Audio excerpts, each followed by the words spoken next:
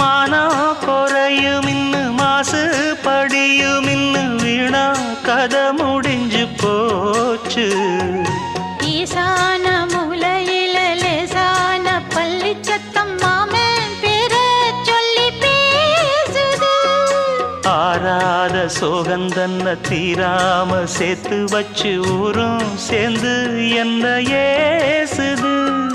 மாமா மாமா உன்னத்தானே எண்ணி நானும் நாளும் தவித்தேனே. கூண்டுக்குள்ள என்ன வச்சு கூடி நின்ன ஊற விட்டு கூண்டுக்குள்ள போனதென்ன கோலக்கிளியே.